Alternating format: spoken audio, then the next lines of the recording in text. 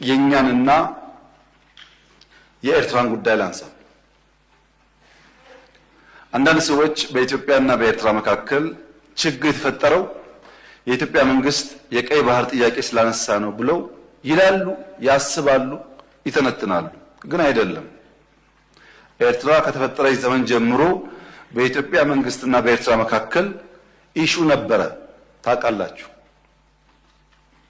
እኛ ከመጣን በኋላ አያስፈልግም ይቅርብን ብለን ሞክረናል። 5 ዓመት ለምነናል። ጸቡ የተጀመረው ብዙዎች እንደሚያስቡት የቀይ ባህር ጉዳይ ሲመጣ አይደለም።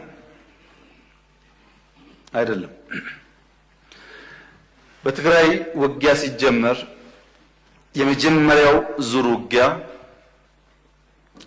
ሽሬ ካስለቀቅን በኋላ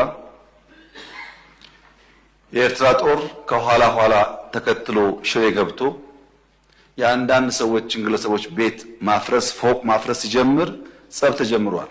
አልተናገርንም እንጂ አክሱም ይዘን ስናልፍ አክሱም ገብቶ ወጣቶች በጅምላ ሲረሽን ጸብ ተፋፍሟል። አድዋን ይዘን ስናልፍ አድዋ ሄዶ ፋብሪካዎች ሲፈታታ ሲሰርቅ ጸብ ተጋግሏል። አዲግራት ደርሰን የመድኃኒት ፋብሪካውን የሚነቀለውን ነቅለው የማይነቀለውን ሲያፈራርሱ ጸቡ ጫፍ ደርሷል።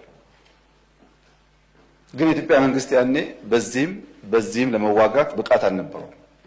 ውስን ኃይል ነበረ። ሽሬን ከያዝን በኋላ ያጠቃነውን ጣት እንከተል ነበር እንጂ የያዝነውን ቦታ እያጸናን አንሄድም። ይህ ጉዳይ የተከበረው ምክር ቤት ለዛሬ ዋጋ የለውም። ለታሪክ ማንሳት የምንፈልገው ጉዳይ አክሱም ወጣቶች ሲገደሉ፣ አድዋ ሲዘረፍ፣ አዲግራት ሲዘረፍ በርካታ ኢንቮይ ወደ ኤርትራ ልክ ያለው የላኳቸው ሰዎች ገሚሱ አሁን ከኛ ጋር የሉ። ለምሳሌ ክቡር አቶ ገዱ ያኔ የውጭ ጉዳይ ሚኒስተር ነበሩ። ከአንዴም ሁለቴ ኤርትራ ልኬያቸዋለሁ።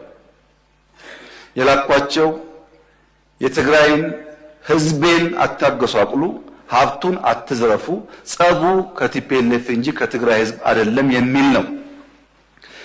አቶ ገዱ አሁን እኛ ጋር የሉም። ግን ክር አላቸው፣ ህሊና አላቸው። ዛሬ ቢደብቁ በታሪክ ውስጥ ይወጣል።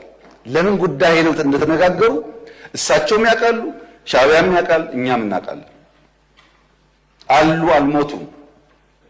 እሳቸው አክሰስ ይደረጋሉ፣ ሊናገሩ ይችላሉ። ለክራቸው ሲሉ፣ ለእምነታቸው ሲሉ ማለት ነው።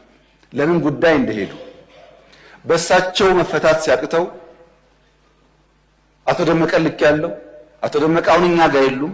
በህይወት ስላሉ ለእምነታቸው ለሌላቸው ሊጠየቁ ይችላሉ። ለምን ጉዳይ እንደሄዱ ያውቃሉ። ከነሱም ውጭ አሁን ሲስተም ውስጥ ያሉ 2-3 ሰዎች ልክ ያሉ